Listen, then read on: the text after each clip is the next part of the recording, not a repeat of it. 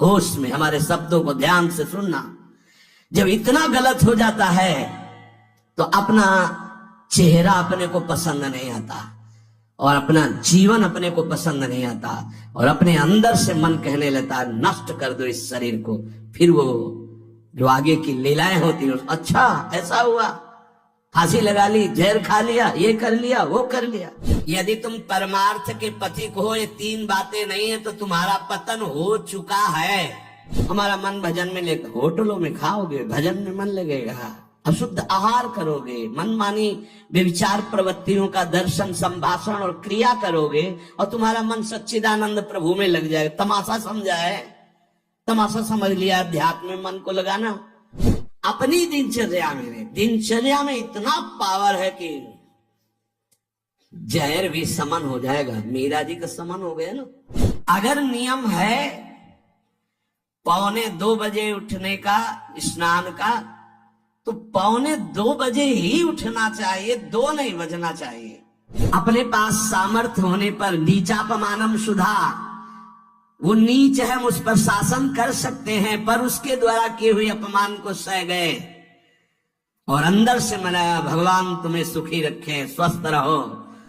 जिसका इंद्रिय मनोनिग्रह युक्त समय व्यतीत होता है भगवत चिंतन में, वो महापुरुष है। अभी वर्तमान में ही है, चिंता मत करो, स्थिति जागृत होने में देर नहीं। सच्ची उनमें बहुत सामर्थ्य है, जागो। अगर झुक गए तो रौंद दिए जाओगे। ये 8 बातें भगवत भक्त अपने जीवन में जांच ले कि है कि नहीं है, अगर ना हो तो धारण कर ले। पहला है संत महापुरुष आपके जीवन में है कि नहीं, ये जांच करनी। देखा है हमने, अगर किसी संत को आदर्श मानकर आप नहीं चल रहे हो तो दिमाग को खसकते हुए देखा, खसक गया है दिमाग। वो मनमानी आचरण केवल सिद्ध बनने के लिए कर रहे हैं। उनके आचरण ऐसे कि भोले भाले लोग ये समझे कि तो सिद्ध है। और जानते हो सिद्ध किसे कहते हैं? ब्रह्म भूता प्रसन्नात्मा न सोचति न कांक्षति समः सर्वेषु भूतेषु मद भक्तिम लभते पराम निर्माण मोहाजित संग दोषा अध्यात्म नित्या विनिवृत्त कामा द्वंद्व विमुक्ता सुख दुख संगई गच्छन्त मूढ़ा। ये स्थिति आनी चाहिए। पूरा कोरा जैसे नाटक मंच पर नाटक किया जाता है ना, पूरा दिखाई देता है, पूरा नाटक। क्यों? क्योंकि कोई डांटने वाला नहीं, कोई आदर्श नहीं है महापुरुष जीवन में। जो मन आवे सो बोलो, जो मन आवे सो नाटक करो, तो 100 200 500 लोग भोले भाले जिनको ककहरा नहीं आता परमार्थ का, वो कह देते मेरे भगवान, मेरे सिद्ध योगी, मेरे महापुरुष, मिटिया मेट कर देते हैं। बात तो तब समझ में आवे जब रसिक जन पास करे, गुरुजन पास कर दे। अपने मन से कुछ नहीं होता, जिसे महापुरुष पास कर दे वही होता है। संत महापुरुष कहे ठीक चल रहे हो, ठीक है, या वो मौन स्वीकृति दे दे, ठीक है। अपने मन से सिद्ध बनने पर सिद्ध थोड़ी कोई हो जाता है। जीवन में तुम्हारे संत है कि नहीं, बस इतनी बात देखो। अब एक भगत जी आए थे, अपने लोग तो सबका आदर ही करते हैं। उनका दिव्य रूप से हनुमान जी हमारे सामने प्रकट हुए थे। सच्ची बात कह रहे हैं, जिस समय दिव्य रूप हनुमान जी ने धारण किया तो हनुमान जी महाराज के ही भाई पवन पुत्र भीम कंपायमान थे। भीम जैसे हनुमान जी वैसे भीम, बड़े बड़े पर्वतों को अपनी टक्कर से चूर करने के सामर्थ्य रखने वाले। अभी पैदा ही हुए थे भीम और गोद में लिए हुए माता कुंती चल रही थी। अचानक सिंह निकला, दहाड़ हुई तो गिर गए भीम। तो जो जिस चट्टान पे गिरे चकनाचूर हो गई चट्टान, और उस आवाज से भयभीत होकर भाग पड़ा सिंह। अभी गोद में बच्चा थे वो भीम, जिस समय प्रार्थना की कि भैया मैं तुम्हारा वो दिव्य रूप देखना चाहता हूं, तो उनका कहे गो तुम व्यर्थ में ऐसा तुम नहीं देख पाओगे। तो उनका हमारी लालसा है, आपका छोटा भाई हूं तो अट्टहास किया हनुमान जी का वो दिव्य रूप कि कंपायमान होकर कह रहे थे, हे वायु पुत्र, हे पवन पुत्र, तुम अपने रूप का संवरण करो, मेरी सामर्थ्य नहीं। और व्यक्ति ऐसे कह रहा, मैं दिव्य हनुमान। हम कह रहे पाखंड मत करो, ठीक से चलो तो ये सब भगवत स्वरूप अनुभव में आ जाएंगे। ठीक से चलो, बड़ा विचित्र स्वरूप है। जब तक जीवन में कोई संत नहीं तो हम ये देख रहे हैं कि वो जीवन या तो पाखंड में सकेल जाएगा और या तो व्यर्थ के चिंतन में फंसा हुआ अपने को मान लेगा कि मैं सिद्ध हूं। आपका शब्द, आपकी दृष्टि, आपकी चेष्टा, तस्मात् शास्त्रम प्रमाणम ते, तब सिद्ध माना जाता है। बहुत सिद्धों के दर्शन हुए, गंगा किनारे सिद्धों का ने कभी नहीं देखा ऐसा प्रमादी। सिद्ध प्रमादी नहीं होता। 95 वर्ष की आयु पूज्य स्वामी श्री ओंकारानंद सरस्वती जी महाराज 4 बजे एक अपने निजन से कहते, वो स्वेटर पहना दीजिए। बोले स्वामी जी अभी तो धूप है। नहीं, अंदर अभी जाएंगे, चिंतन में विक्षेप होगा, हमारे पास समय नहीं, डाल दो शरीर में। अब इसका एक साधारण शब्द हुआ, इसका प्रभाव इतना पड़ा, इतनी अवस्था में इतने चिंतन परायण की स्वेटर पहनना है, ये स्मृति बाधा ना पहुंचा पावे, डाल दो शरीर में। कितना सूक्ष्म। बड़े बड़े महापुरुषों को देखा है, अपने ब्रज के प्रेमी जनों को और ब्रह्मबोध संपन्न दोनों महापुरुषों को, किंचिन मात्र कहीं भी कोई भी शास्त्र विपरीत शब्द नहीं, 1 सेकंड की चेष्टा नहीं पाई शास्त्र विरुद्ध। और यहां शास्त्र में है ही नहीं, हो वैसे सिद्ध हो रहे। क्यों? क्योंकि जीवन में किसी आदर्श महापुरुष का अंकुश नहीं। अगर किसी संत का भय तुम्हारे जीवन में नहीं है तो ये माया रौन देगी, पक्का समझ लीजिए। कोई महापुरुष तुम्हारे ऊपर अंकुश लगाने वाला हो तो इसीलिए जो देहाभिमानी जी होते हैं भाग पड़ते हैं, क्योंकि उनकी सिद्धावस्था में वो बाधा पहुंचाएंगे। गुरुजन असली सिद्ध बनो, नाटक नहीं, तो भाग पड़ते हैं। और जो गुरुजनों की शरण में रहता है वो परिपक्व भगवत प्राप्त महात्मा बन जाता है। इसलिए पूज्य बाबा कह रहे, पहला, किसी महापुरुष का अनुशासन है कि नहीं। प्रगट में अनुशासन जरूरी है, प्रगट में अनुशासन जरूरी है। नारदानंद सरस्वती जी महाराज नैमिषारण्य के पीछे आए थे, कुछ परिक्रम उन्होंने बताया, अब वो पधार गए जो वहां के अधिकारी बनाए गए। विवेकानंद जी नए वस्त्र धारण करके आगे, सदुवई में मना है। यदि ऊपर का नया वस्त्र हो तो नीचे का पुराना और मलिन होना चाहिए। अगर नीचे का तो फिर ऊपर का पुराना मलिन, मैच नया, क्रीच एकदम, ये सब साधुता के कुछ नियम होते हैं, साधुता की एक मर्यादा होती है। तो वो दोनों नए पहन करके आ गए, भूल हो गई उनसे, देखा शिष्य। और नैष्ठिक ब्रह्मचर्य में सफेद कपड़े पहनाए जाते, तो और वो खिले हुए ऐसे बांधे ऐसे सब, उनकी दृष्टि गई। लाख लाख जहां बैठकर सत्संग सुनते हैं स्वामी श्री नारदानंद सरस्वती जी, बड़े ही महापुरुष थे, अपार भीड़। और सत्संग के बाद 1 घंटा सबको एकांत चिंतन करो, क्या वहां ब्रह्म ज्ञान का सत्संग होता था। प्रातःकालीन बेला पे जैसे अपने यहाँ सत्संग होता है, वहां थोड़ा विलंब होता था, 5:30 बजे। जो निज जन्म का वो योग वासिष्ठ से कैसे तुम्हें बताएं, जब उस सभा में बस यही लगता है कितनी जल्दी देह राख छूटे और अपने स्वरूप में महापुरुषों का वचन का प्रकाश होता है। एक सत्संग होता था सामूहिक सब लोगों का, एक होता था पर्सनल, जो दिव्य साधक हैं केवल वही बैठ सकते हैं, अन्य नहीं। ऐसे पूज्य उड़िया बाबा के यहाँ भी एक होता था पर्सनल ज्ञान का और एक होता था सामूहिक प्रवचन। तो उस समय सामूहिक सत्संग चल रहा था, काफी सब समाज लाखों की थी। देखा दूर से, एक शिष्य से कहा गौशाला में जाओ, गोबर को गीला कर दो। उनसे कहा विवेकानंद गोबर की छवियां भर करके यहां खड़े हो सत्संग के पास, अब वहां नच हो नहीं सकता। और गीला गोबर तो जो 2 घंटा सत्संग हुआ पूरा टप टप ऐसे कपड़ों में पूरी हालत बिगड़ गई। क्या था ये? संत शासन। अब दोबारा वो गलती नहीं होगी, समझाने की जरूरत नहीं, समझ गए कि हमसे गलती क्या हुई। संत शासन नहीं है तो ये मन बहुत विचित्र है, बहुत विचित्र है। इसीलिए पहला जो भी परमार्थ का पति को, चाहे ज्ञान मार्ग का, योग मार्ग का, किसी योग मार्ग की लौकिक ऊंचाई पर पहुंचे हुए कि गुरुदेव आए और उन्होंने कहा कि किसी कारण से शिष्य बढ़ जाए और अपने गुरुदेव की अवहेलना करे तो उसकी गति क्या होगी? दुर्गति।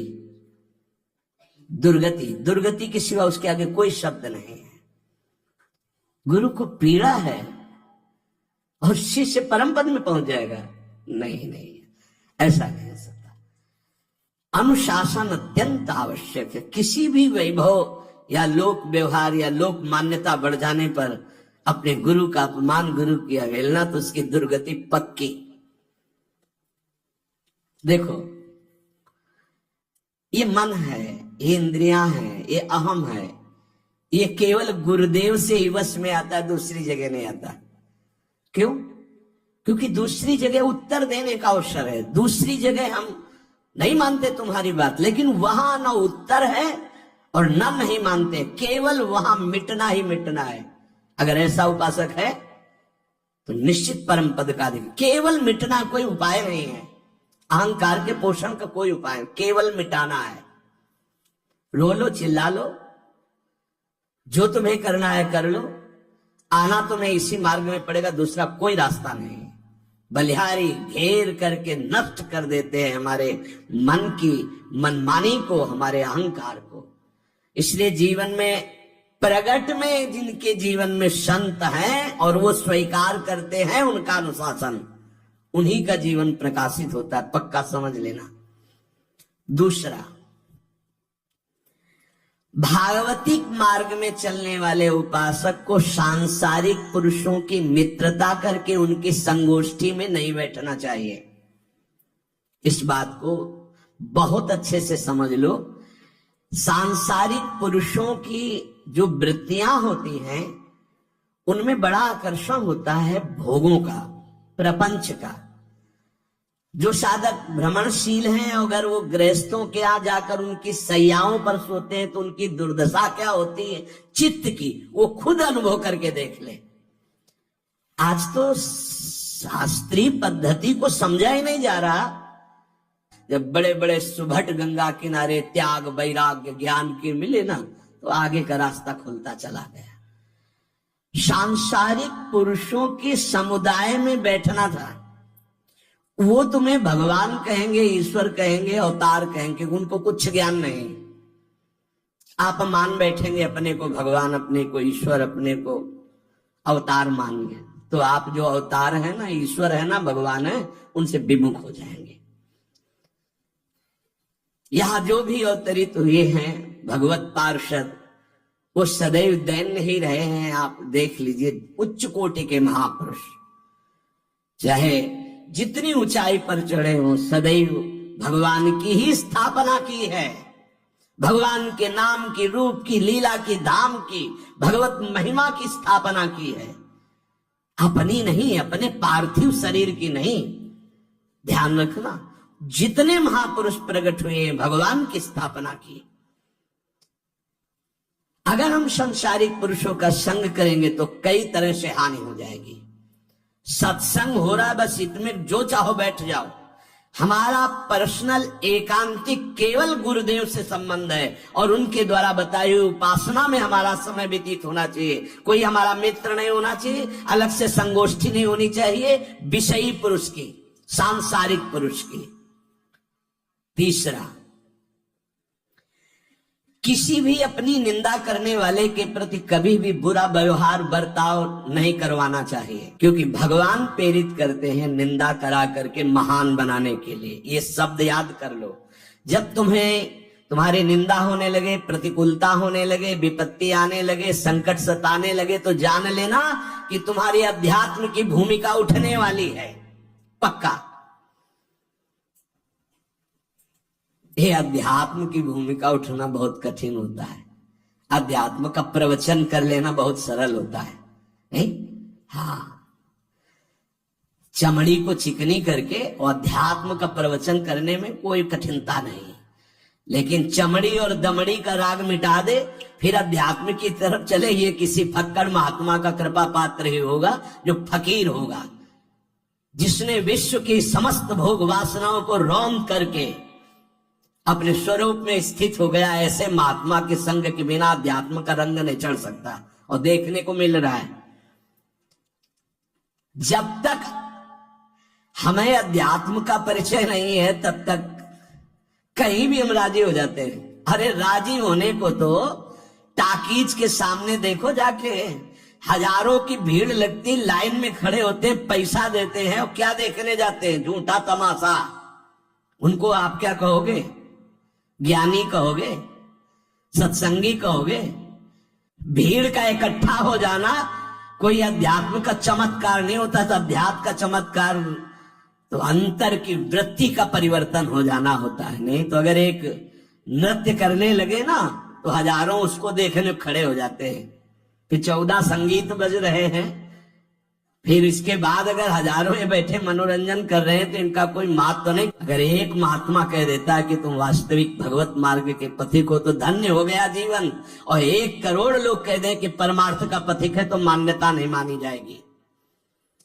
ये अध्यात्म है। अध्यात्म इसीलिए कह रहे हैं कि सांसारिक पुरुषों की संगोष्ठी में रति न करे। तीसरी, अपनी जब कोई निंदा करे तो उसका भला जरूर मना देना, बुरा मत मना देना, नहीं तो अध्यात्म छूट जाएगा। अपने पास सामर्थ्य होने पर नीचापमानम सुधा, वो नीच है, हम उस पर शासन कर सकते हैं, पर उसके द्वारा किए हुए अपमान को सह गए और अंदर से मनाया, भगवान तुम्हें सुखी रखे, स्वस्थ रहो, और कभी भी हम आपका विरोध नहीं करेंगे। जब अवसर मिले तब फिर हमारी निंदा करना, भगवान तुम्हें स्वस्थ रखे, तुम्हारा कभी अमंगल न हो। ध्यान रखना अध्यात्म। चौथा, अपने मुख से कभी किसी की निंदा न करना। निंदा व्यक्तिगत नाम लेकर के की जाती है, सिद्धांत सार्वभौम वर्णन होता है। जैसे हम कह रहे हैं, वो निंदा सिद्धांत के विपरीत आचरण में जो चलते हैं उनकी है। कौन है? नाम नहीं है, रूप नहीं है। सिद्धांत में चलना एक ये मार्ग है, सिद्धांत से बिलक चलना ये पाखंड है। पाखंड और दंभ की निंदा होती, और सत्य की कोई निंदा करे तो वो प्रकाशित होता है। सत्य निंदा से ढकता नहीं। जैसे कोहरा थोड़ी देर के लिए सूर्य को ढकने का नाटक कर सकता है, लेकिन सूर्य जब प्रकाशित होगा तो कोहरे की धज्जियां उड़ जाएंगी। पांचवा, मान लेने की इच्छा का त्याग करके अपने समीप जो भी आवे, छोटा बड़ा सबको प्यार और मान देना। ये 8 अच्छे उपासक में सब लक्षण पाए जाते हैं। दूसरों को मान देने का स्वभाव रखना, चाहे छोटा बच्चा ही क्यों न हो। ये नहीं ये धनी मानी बड़ा आकर के धन राशि दे रहा है तो उसका सम्मान हो रहा है, और छोटा प्रणाम कर रहा है उसकी तरफ देखा भी नहीं जा रहा। नहीं, बच्चे से लेकर कोई भी सबको एक ही प्यार की दृष्टि से देखना, भगवत भाव से देखना। अपने को मान रहित और दूसरों को मान देने का स्वभाव बना देना। छठवां, अपनी इंद्रियों को सदाचार परायण रखना। इंद्रियां इस सदैव व्यभिचार की तरफ भागती है। नेत्र व्यभिचार दोष, बार बार दूसरों के प्रति देखना आकर्षणकारी, कैसा भी दोष अंदर का भाव हो, नेत्र दोष। दूसरों की बातें सुनना, श्रवणेन्द्रिय दोष। वाणी से दूसरों की चर्चा करना, वाणी। ऐसे हर इंद्रिय अपने व्यभिचार में जाना चाहती है। सदाचार परायण उपासक होता है। कल की बात है, कल चिंतन हो रहा था श्रीमद् भगवद गीता जी का। अगर उपासक में सदाचार इंद्रियों की पवित्रता नहीं है तो ढकोसला के सिवा कुछ नहीं रहेगा। एक अच्छे से समझ लो। इंद्रियों का विलास चल रहा, खुला दिखाई देता है, खुला तो एक दृष्टि होती है, उसमें दिखाई देता है। अंतर में ब्रह्म बैठा हुआ शांत मौन है और ये समझ नहीं पा रहा, केवल नाटक पे लगा हुआ है। अपना मन, अपनी इंद्रियां यदि संयम में नहीं है, सदाचार में नहीं है, तो ढकोसला ही है, आडंबर ही है, नाटक ही है, पक्का समझ लीजिए। अगर वो संयमी नहीं है, जितेंद्रीय नहीं है, मनोनिग्रही नहीं, तो अध्यात्म क्या है? क्या प्रवचन हो रहा है? किस बात का प्रवचन हो रहा है? जो अनुभव हुआ उसका हो रहा है, शास्त्र सम्मत हो रहा है। जितेंद्रियता नहीं, इंद्रिय निग्रह नहीं, मनोनिग्रह नहीं। छठवां, सदाचार परायण, अर्थात इंद्रिय और मन शास्त्राज्ञा के अनुसार चले। जिसका इंद्रिय मनोनिग्रह युक्त समय व्यतीत होता है भगवत चिंतन में, वो महापुरुष है। अभी वर्तमान में ही है, चिंता मत करो, स्थिति जागृत होने में देर नहीं। बंद रखो अपनी खिड़कियों को, कहीं माया की हवा ना घुस जाए। सच्ची सच्ची उनमें बहुत सामर्थ्य है, जागो। अगर झुक गए तो रौंद दिए जाओगे। एक एक बात अच्छे से समझ लो, मुस्कुरा के, प्रेम व्यवहार दिखा के, अपनापन करके फिर तुमको अधीन किया जाएगा। माया भगवती बहुत बलवती है,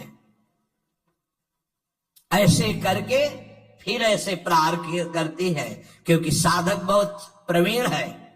ऐसे में अपने को बचा लेगा, लेकिन ऐसे में बचाना बहुत कठिन होता है। हमारी बात को समझ लेना, ऐसे में बचाना बहुत कठिन होता है, बहुत कठिन होता है।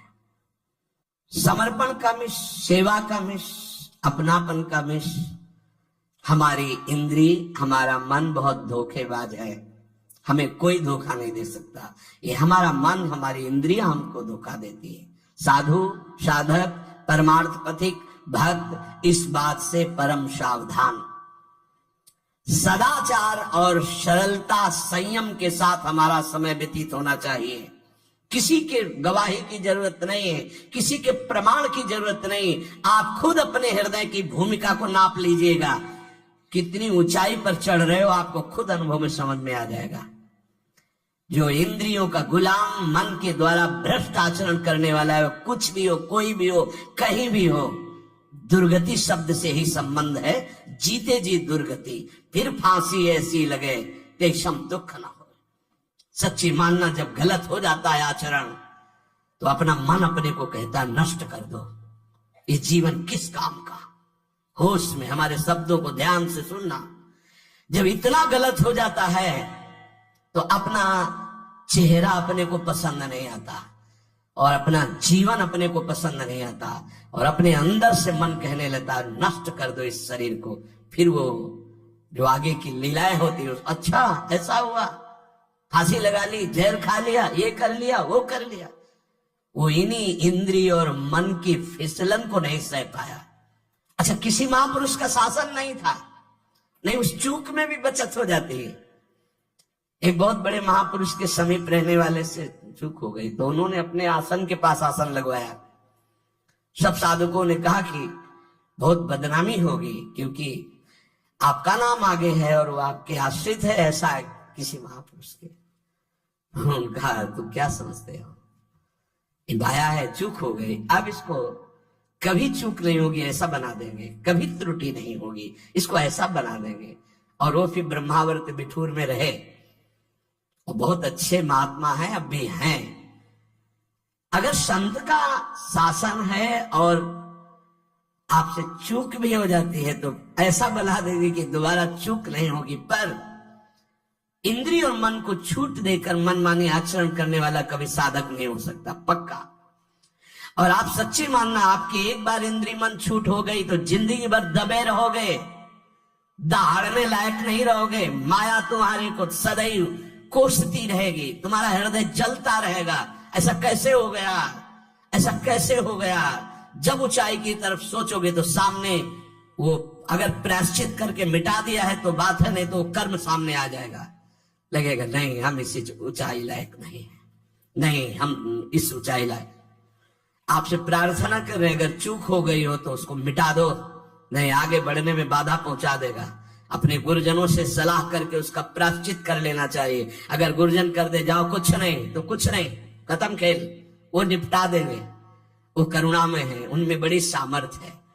पर छठवां सूत्र, सदाचार संयम जितेंद्रियता मनोनिग्रह साधक में होना ही चाहिए।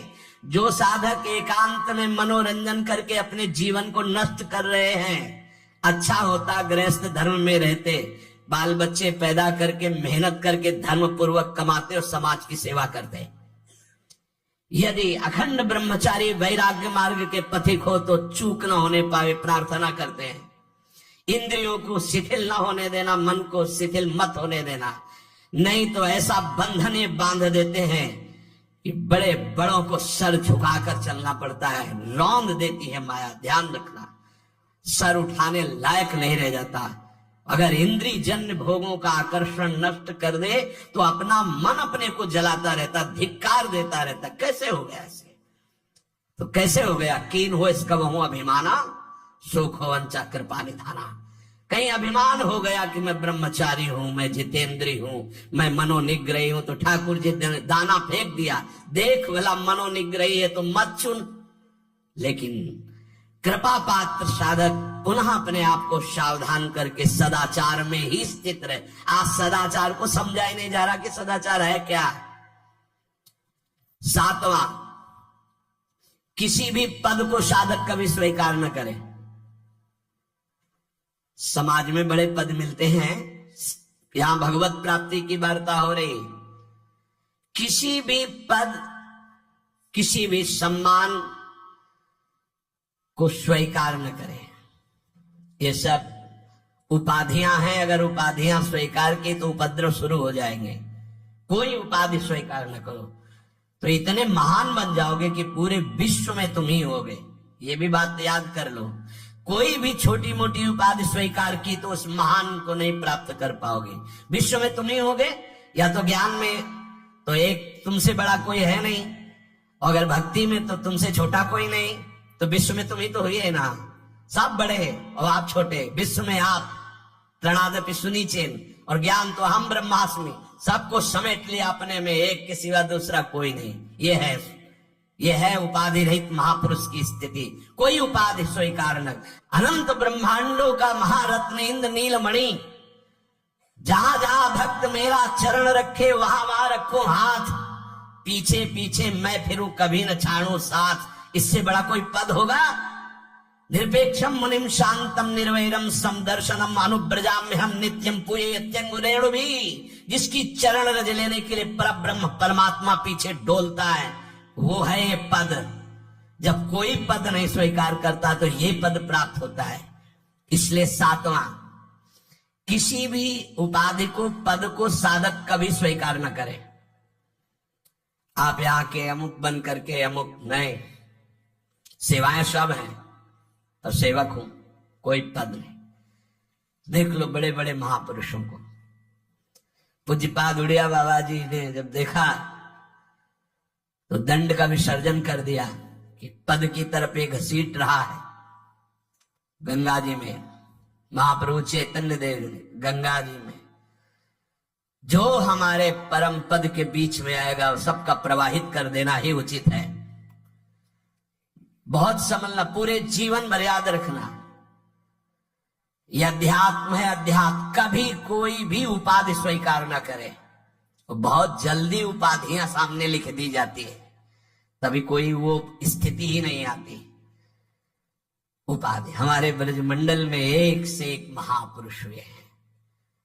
बाबा प्राण धन रहे हैं, कितने संत महापुरुष, और उनको यहाँ प्यार से ब्रजवासी जन मेरो बाबा, प्रिया प्रीतम के लाडले। कोई उपाधि नहीं, कोई पदवी नहीं, कोई प्रतिष्ठा नहीं। और आठवां, ये आखिरी, किसी भी परिस्थिति में अपने आराध्य देव का चिंतन ना छूटने पावे, पूर्णता। ये तभी हो सकता है जिसके जीवन में ये तीन बातें हैं। आखिरी वाली बात, किसी भी परिस्थिति में अपने लक्ष्य का चिंतन न छूटने पावे। ये तीन बातें जिसके जीवन में है तो ये आखिरी बात पूर्ण होगी। आखिरी और पहली दो बहुत जोर की बात थी। पहली थी किसी संत महापुरुष का शासन, और पूर्णता आई किसी भी परिस्थिति में अपने लक्ष्य का चिंतन न छूटना। बीच में अपने आप सब आ जाएगा।